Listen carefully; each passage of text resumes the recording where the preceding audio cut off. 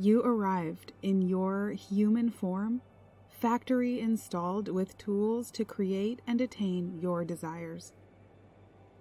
My name is Desiree, and I'm a hypnotist and a dream guide, working at the intersection of magic and neuroscience, at the place where your daydreams and night dreams converge.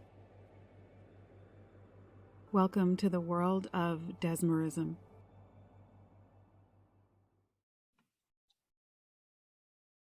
Hello.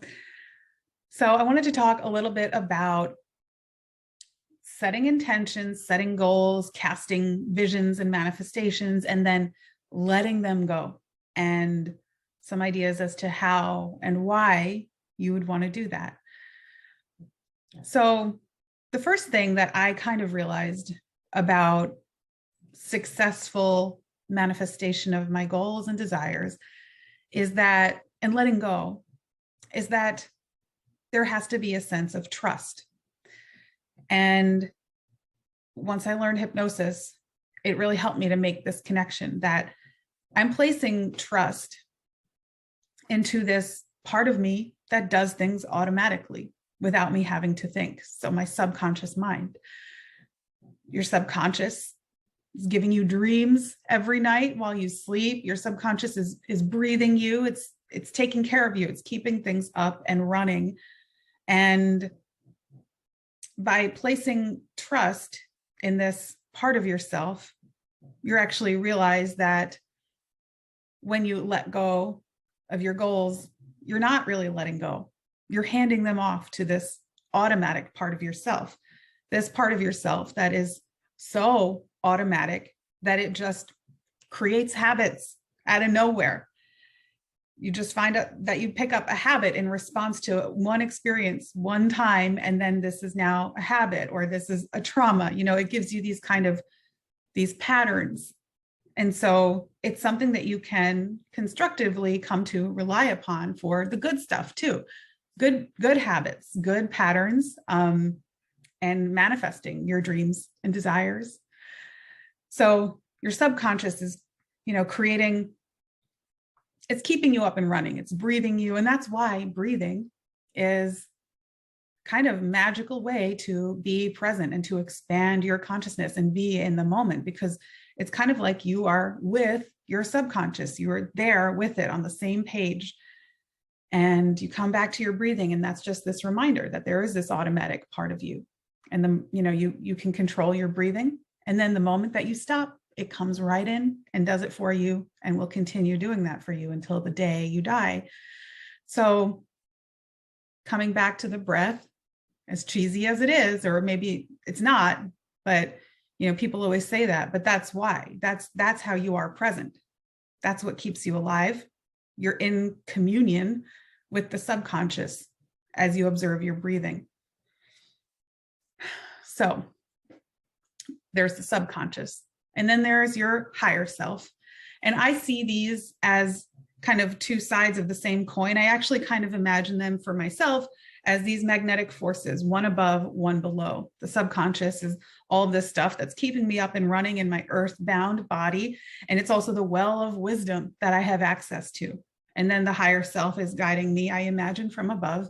And when I'm in alignment, when I'm in trust, then they're these kind of they're these magnetizing forces that are holding me in alignment. And I can kind of feel that because I feel the trust. When you're in alignment, you're in trust. And when you're in trust, there is a sense of balance. And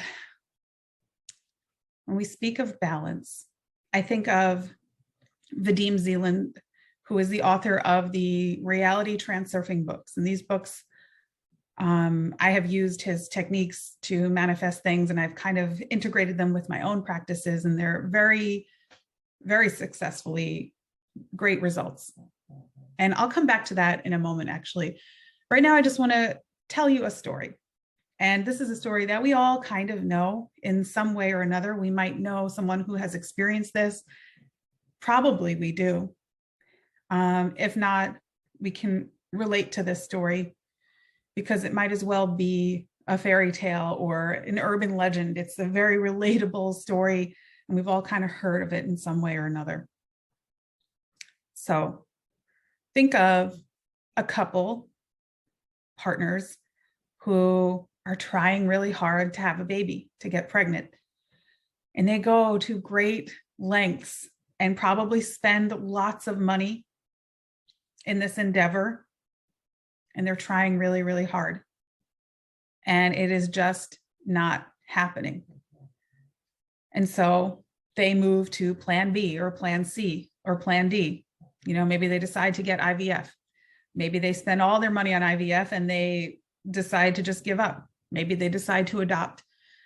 They do one of those things, and then they find that without effort, without any money, they get what they wanted initially for free, the way that they had originally imagined. But it's only by giving up importance that they are able to, stopping trying, that they're able to get the thing that they wanted in the first place. Because putting so much importance on something is what actually repels it. And so I was reading this book called The Awakened Brain by Lisa Miller.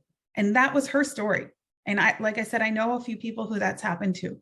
And that happened to her when she was either a student or maybe in her residency as a psychiatrist in New York City. And I think it was in the 70s or the early 80s that she and her husband, went through that. And she told that story because that story kind of set her on a course that altered her career.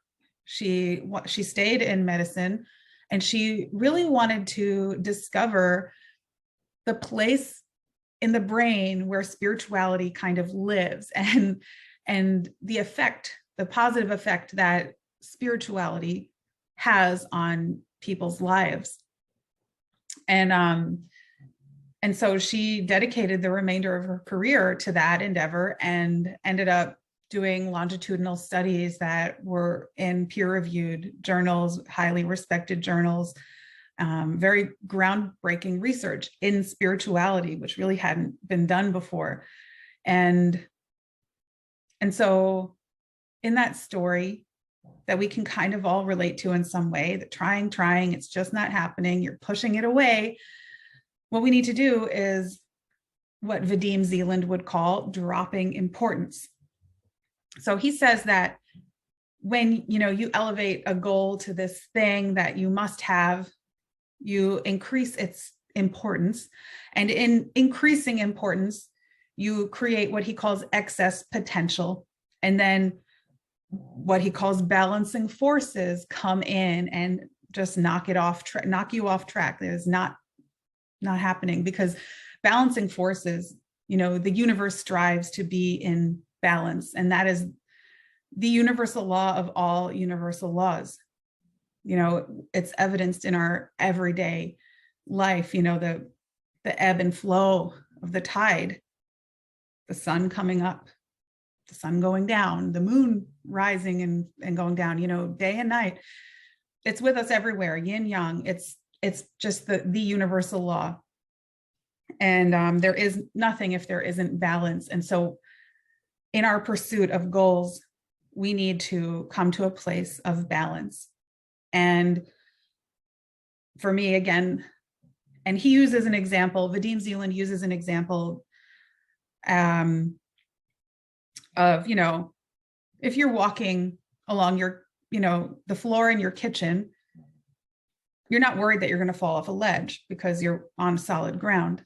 But if you stand on a ledge, suddenly there's excess potential, and you look over and you can almost feel the balancing forces. You can feel the gravity. You get, when you're standing on the ledge and looking down, your body feels that. And it also feels the pulling back. And that is like an example of that kind of magnetic positioning between the balancing forces. And it can go either way. You can fall back, you can fall off the ledge, or you can casually stand there because you place no importance on the outcome. So If you can stand on a ledge up high, as if you were just standing in the middle of your own kitchen, then you're in balance, you're in trust. And so for me, I can feel that when I am, my higher self and my subconscious are misaligned, because higher self has that higher wisdom. Subconscious, it also has the negative habits. It has those old programs and stuff in it. So it's not always in alignment. And that's why we have to do work with our subconscious in order to change. We have to, change stuff in there in order to experience change. So I think they're complementary, the higher self and the subconscious.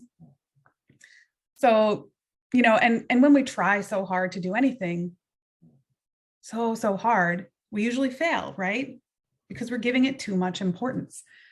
This happens to me often when I'm writing my weekly microdoses of hypnosis, and I'm just like, it's not coming to me. I don't have an idea yet. I usually open the Akashic records and get an idea and then just go.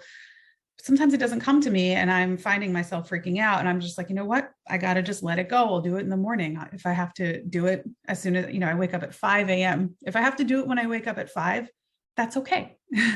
That's dropping importance, because I know it'll come to me in the morning. But the way that Vadim Zeland, and I do want to just mention too, in hypnosis, trying is an interesting word in hypnosis, because we're careful where we use it as hypnotists. Trying implies failure. It's leaving an option for failure in there. Failure is embedded in the word try. So a hypnotic try implies and includes failure. So you can see this in, entertainment hypnosis or stage hypnosis shows where, they're saying, just try to open your eyes. You'll just find that they won't open. Or, try to lift your arm. It's just so heavy you can't. Or try to remember your name. You just don't know your own name. And they don't, because they're trying, and trying implies failure in the subconscious. So a hypnotic try is a failure. And I'll use this in a positive way with clients when I say, say a smoking client, I'll probably say something in hypnosis like, the next time that you try to grab a cigarette, you'll just notice that you've already made this decision and you no longer smoke and you don't want that, or something like that. But we'll use the word try in a positive way like that. We're only trying to give failure for things that the client doesn't want. We're not trying to play games with them or make them fail at anything else. So dropping importance, stopping trying and dropping importance. Vadim Zeland says that you just automatically drop importance by doing what he calls a negative slide. This is like creating a little movie in your mind, a little mental picture of what it looks like when you don't get the goal, if you don't get the thing that you want. So it's kind of communicating to the universe, here, I'm acknowledging this is me not having that goal, and I'm okay. I survive. I did this when I moved to, when I was manifesting my move from New York during the pandemic to Oakland, California, where I am now. I was, this was when I really got it. Like I really got it. I had the negative slide and I was okay, because at some point I had built up what I was calling an inner architecture of steel that could not be crushed. I was living in my goal. And I've since created many hypnotic experiences for people and groups and clients to get them to that place where they can actually like live in the feelings of the goal every day, so that they're never without those feelings. And when you're not without those feelings, then the goal kind of has to come to you. So dropping importance by running this negative slide of events, seeing the movie play out, seeing yourself not get this goal. Now, there is an interesting correlation in neuroscience. Imagining failure is actually a really important part of goal attainment, it turns out. Earlier this year, I was watching an episode of the Hubermanlab podcast with Andrew Huberman. And if you follow me, you likely are aware of him. And he's such a great resource because he shares only the most current, peer-reviewed, high-quality research. And so I feel pretty comfortable sharing his research. So he was talking about, this was an episode, I think in January, about goal setting and goal attainment. And it turns out that imagining failure actually makes someone, it actually doubles the likelihood. And they tested this over time with different kinds of goals. Imagining failure, vividly imagining failure, actually is leveraging our biological predisposition to move away from unpleasant things and move towards pleasant things. So it actually resulted in a doubling of goal attainment and a doubling in carrying out goal-related behavior by just having this clear mental picture of the version of you that doesn't get that goal. So it's not really the same as the negative slide, because the negative slide is saying, universe, I see what my life will be like if I don't have this, and I'm okay with that. And here's my plan B. Whereas in neuroscience, imagining failure is actually leveraging the hardwired biological part of us as human beings to, it's just a lot more easy. It's a lot easier to motivate us to move away from painful things than it is to get us to move towards pleasant things, the things that we want. So in imagining failure, we're utilizing that for good. So I started using this with clients and in myself, self-hypnosis, and I find it really helpful to keep me on track, keep me in that place of balance. Because so I'll basically, say for a smoking client, using that example again, if they can imagine themselves in a year from now, not having quit smoking, they're still smoking a year from now, what do they look like? What's the look on their face? How do you feel about that version of you who didn't quit smoking? They're still doing this thing that they said they were going to stop another year. And then what about 3 years into the future, 5, and then maybe 10 or 20? And when you get to 10 or 20, depending on their age, they might have kids who started smoking because of their example, or they might be really sick. So imagining failure I kind of think of it as having an angel and a devil on your shoulder. And that's the devil on your shoulder. And that is your little reminder of this is why I'm doing that thing. I'm moving away from what you're telling me to do. So you want to go into, a reflective space, a space of self-hypnosis perhaps, and ask yourself, who am I if I don't get this in 5 years, in a year, however long resonates for whatever your goal is? And what does that person look like? What is the word to describe them? How do they feel? And using these concrete terms to describe them, to name the feelings and the emotions associated with them. Because in the future, when you experience those feelings and emotions, you're going to kind of correlate it to that, and you're just going to move back into your goal-oriented behavior once again. So, yeah. So that's what I had to share with you today. I think that's it. I do a lot of work in this area, and coming back to brass tacks, as it were, coming back to basics after I've already had so much success using these transurfing principles and kind of combining them with stuff that I develop on my own or believe, desmerizing them, as it were. I've had a lot of success, and I'm revisiting them now, relearning them, because anytime you have success with a tool or a technique, you have changed, your perceptions have changed. And so by coming back to the original, you will probably learn something new, something different. So that's what I'm doing now. And I'm making new connections and finding new ways to implement these tools, because I need to drop some importance. So this is my area of specialty. I consider myself pretty good at helping people get the things that they want in very short amounts of time. So I have a few services that I offer. Timescaping is a single session process that if you have a goal and you want to kind of get some really quick quick results from that. Find momentum at warp speed. Timescaping is for you. It's a 1-session process where you kind of jump into the future, find your soul's true desires, dreams. Even if you don't know what it is that you want from life, you're going to leave this session with the things that you want, your true soul desires, the feelings that you want to experience. And then you're going to move back in time to the present day and find all the little things that you can do to start implementing immediately to make them happen. And you'll leave with a 6-month, 3-year plan, whatever. And then we collapse that timeline. So you'll have it in half the time, whatever it is that we determine. So timescaping is awesome. Timescaping is also part of my 4-session process called Dream Stratagem, which I occasionally do in groups and probably will do another one soon. But I do it one-on-one as well. And that is completely shifting your timeline, changing your trajectory in the course of a month over 4 sessions. It's awesome. And I also have a hypnosis training certification, my very first one. I've been working on this curriculum for a little while now, and I'm really excited to be offering this.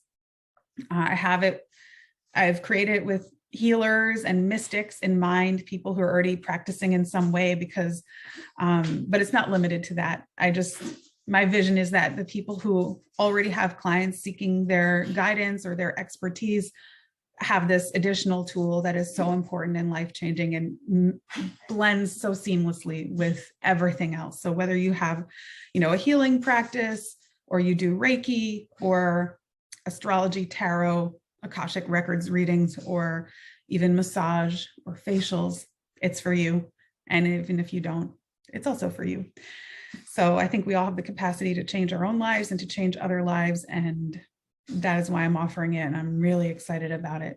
And you will be certified through the ICBCH, which is awesome. So I'd love to know your thoughts on all of this and your experience with letting go or any of these things, dropping importance, the negative slide. And I guess if anything, I'd love to know, who is the version of you that doesn't get what you want, and what do you name them? Because in hypnosis, in my self-hypnosis experience, mine was slovenly. I named mine slovenly, and I think that's pretty funny. All right. That's all for now. See you next time. Thank you.